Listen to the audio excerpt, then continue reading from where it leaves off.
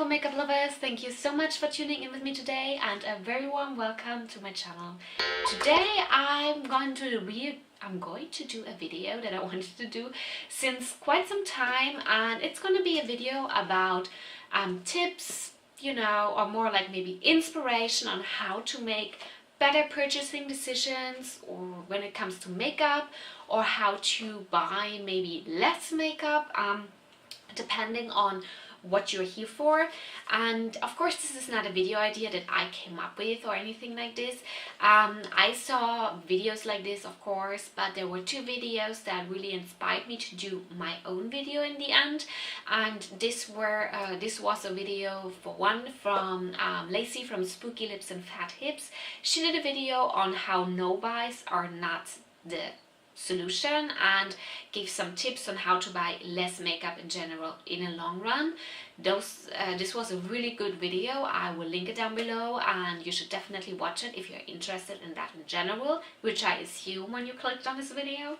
And also a more recent video from Makeup Struggles, and she spoke about how wanting to support certain brand concept or product concept can be problematic as well. So this was also a very interesting video. I'm also going to link it down below. They're both videos which are totally recommended to watch. They're really informative in my opinion, and I am here to kind of continue that. I'm trying not to repeat anything that they already said, but if I touch on something slightly, I apologize, but I definitely try not to make this repetitive. So if you want to watch their videos after that one, that you don't find the same tips again, So yeah,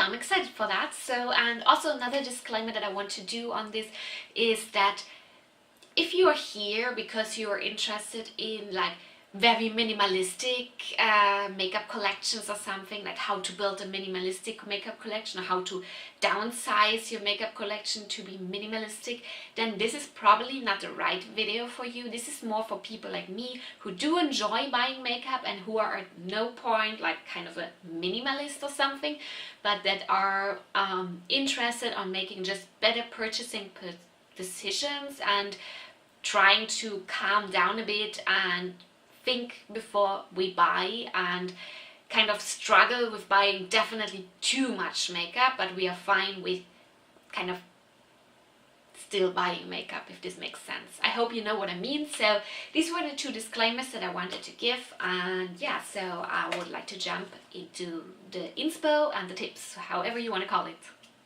Okay, so my first tip definitely goes more to people who have really a huge issue on keeping their hands, tight when they see a new makeup release.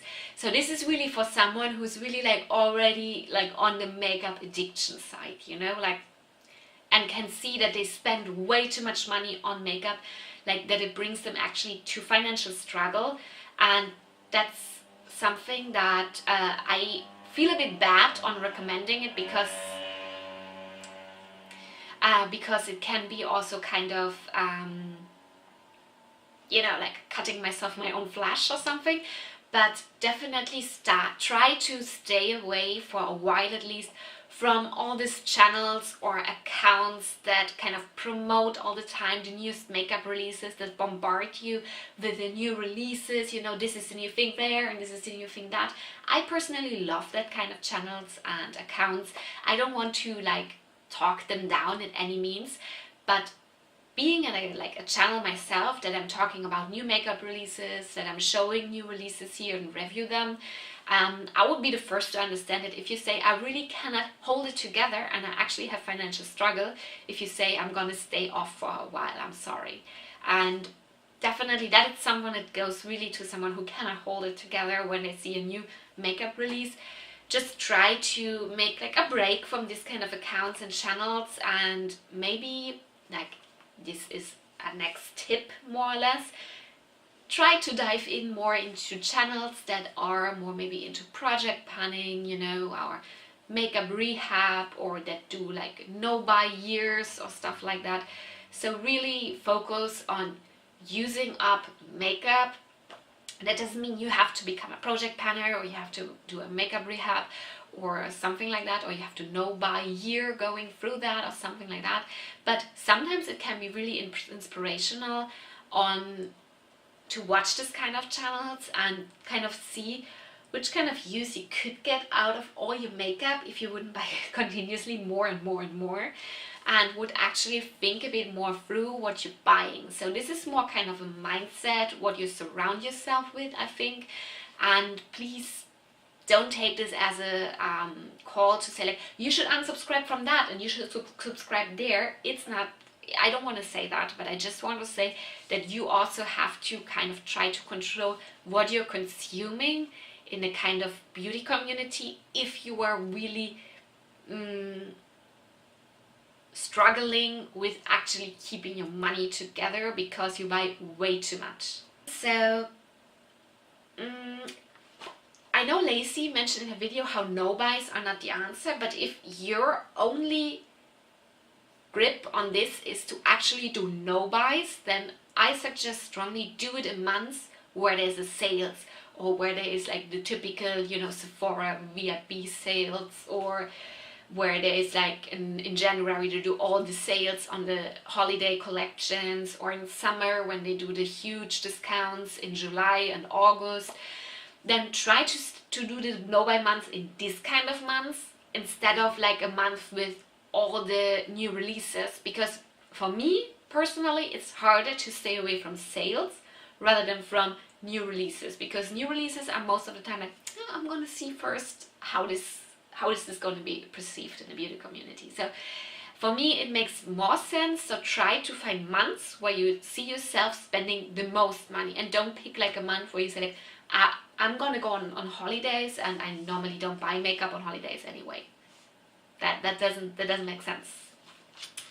And another thing that for me personally really helps is actually visualizing what you're planning to buy, what you actually did buy, and what you also used up. So what I'm doing, I'm having lists on things that I want to buy, things that I did buy, and things that I used up. So, and I have this 3 list always in my mind in comparison, and I do compare them to each other. Like everything I want to buy is a very, very long list, of course. That doesn't mean I'm gonna buy everything that's on it, but it kind of visualizes me like, if you go and buy of everything you want to, you will have to buy like 100 items. And further, I'm checking the list like, what did I actually buy? And I'm not keeping it really organized in the sense of like, okay, this I bought in August and this I bought in, I don't know, July. But I'm keeping a date on them, like, yes, but I'm not kind of separating them. My husband is shopping dinner, so I hope you don't hear that. If you do, I'm sorry. Anyway, so what I wanted to say is that if I see I already bought like, I don't know, like 10 bronzers this year, and I'm having on my wish list another 10 bronzers, then probably I feel less like tempted to buy those, because I think like, okay, maybe, you know, I make myself like the visualization of what's going on, and that's sometimes really powerful. And if I see, oh, on my what did I use up list is actually no bronzer, what am I doing, you know? And I'm trying to keep this list kind of in a certain ratio to each other. Maybe you can find a ratio that works for you. So that's something that I found is really helpful for me, because if I see, oh my god, you bought already all these things, and now you're thinking of buying another one that's just like all the things that you bought throughout the last half of a year, why? And it doesn't mean that this will always stop me from buying something that I really want, but it definitely gives me more processing time and more kind of a grip on how my habits are. And with the list that I have with the things that I actually did buy, I also keep the price, of course, so to actually always remind myself how much I have already spent in the last 3, 6, 4, 5 months, whatever, for makeup. So that's also really helpful. Like, I do have a budget and everything, but also to just see the numbers, you know, like how much money I actually spend on bronzers, how much money I actually spend on eyeshadow palettes and stuff like that. So that's something that helps me a lot to reflect my consuming behavior towards makeup and actually kind of settle a bit on certain things, if I'm gonna buy them or not. Yeah, that helps me. So I have my notes here so I wouldn't forget anything. Another thing that I want to mention that's more general is that I limit myself to certain things when it comes to certain product types.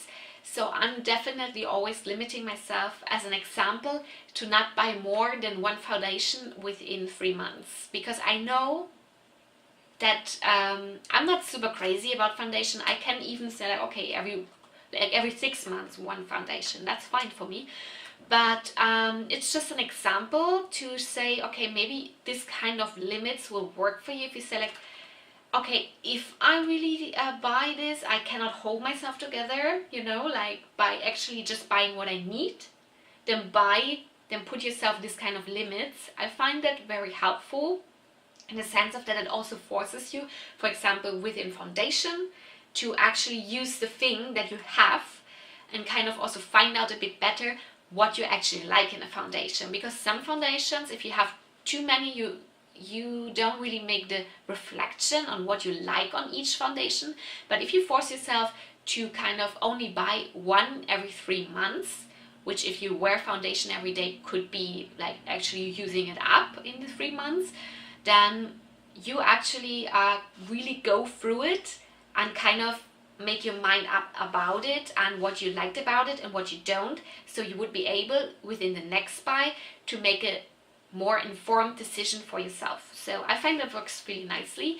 And yeah, so of course if you buy it, you shouldn't have to be dogmatic on it. If you buy a foundation that really doesn't work for you and you hate it a lot, of course you can maybe go and buy another one. But you know, just to put this kind of like ideas all over the place, they do help you to make better decisions. At least they help me.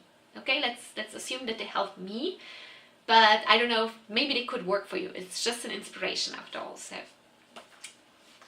and now I want to dive into something that's more within eyeshadow palettes, because my weak point definitely is eyeshadow palettes. I'm sorry, my shirt's all the time going down here, so I'm doing like my weak point are eyeshadow palettes, and I definitely have there a process that I try to follow when it comes to try to make a decision if I want to buy it.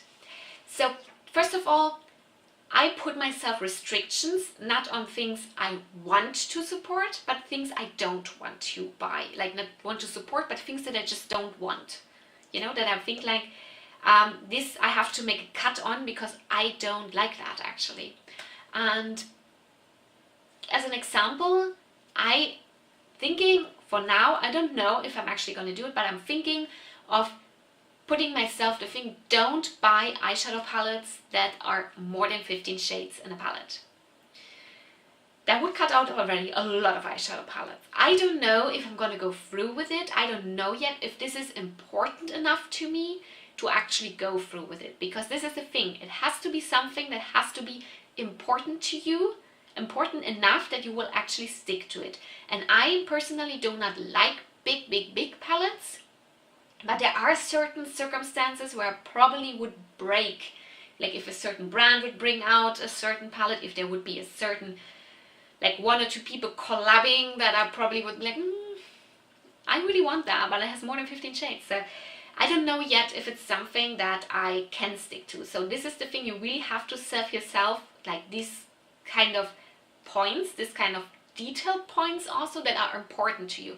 And it cannot be something super generalistic. It really has to be specific things that are actually like tangible and that are important enough for you that you will actually stick to them. Otherwise, skip this. It doesn't make sense otherwise. If this step is something you say like, no, then I have to pass on it.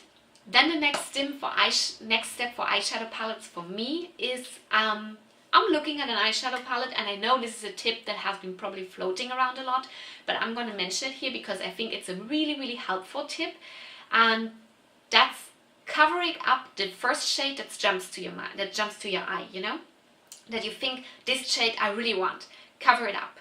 and then see, do you would still want this palette if this shade would not be in it? And especially with all these neutrals with a pop of color, this saved me from buying a lot of palettes, because I realized I only want 1 or 2 shades. Because then I go on like, okay, how many shades I have to cover up until I don't want that palette anymore. And of course, then you have to put it a bit in proportion to the palette. Like if it's a, I don't know, 20 eyeshadow, like 20 pan palette, and I have to cover up only 4 not to want it anymore, I'm gonna pass on it. But if it's like I don't know, like 10 pan palette or a 9 pan palette, I have to cover up like 8 shades or 6 or 7 in order for me not to want it anymore, I probably actually really want that palette. So that already saved me from buying all these neutrals with a pop of color, except of a few, but from a lot of them.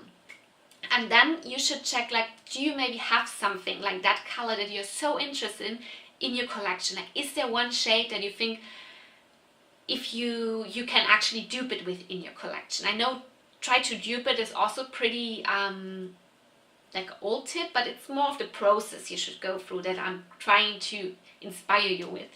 And that is really like also not just trying, do I find one single one that looks like this, but also try on maybe 2 layered together will give you the effect that you're hoping to get from this shade that you see there in the palette.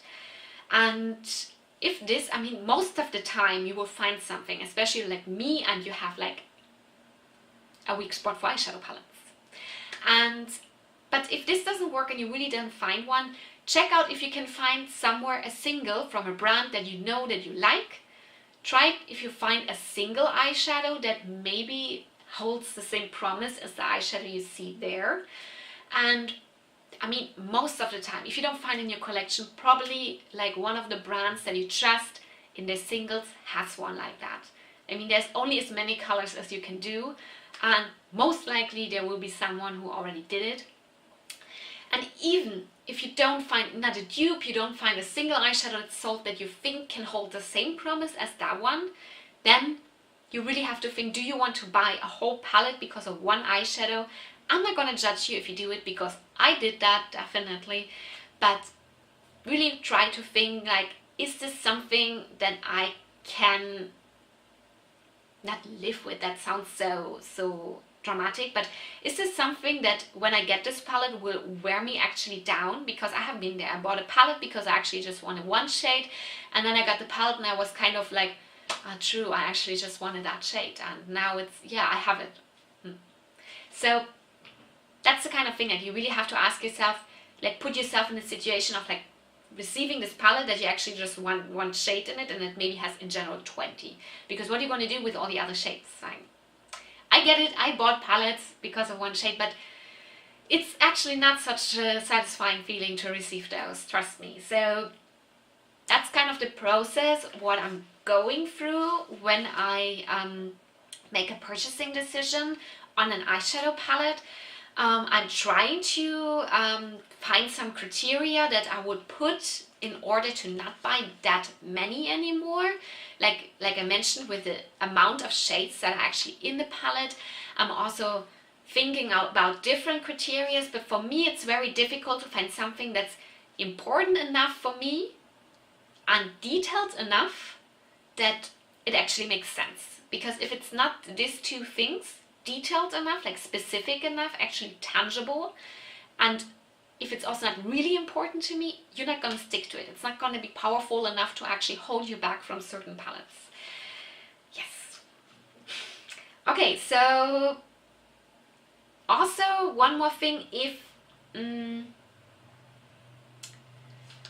you actually like on the point that if you're like, no, I still want this palette even though there's just 2 or 3 shades in it, then try actually and swatch it somewhere. Like try to see if these shades that you really want actually do the thing that you think they will do, you know? Like sometimes you see some like floating around on Instagram or somewhere, and you're like, I really want this palette for this shade, and then you get it and you swatch it like, okay, it's only that.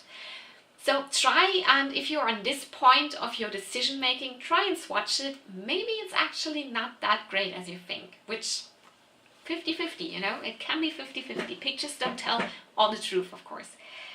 So yeah, so this was actually it. It was like more general ones in the beginning and now more specific on eyeshadow palettes because that's the one I have the most experience with because that's my weak spot.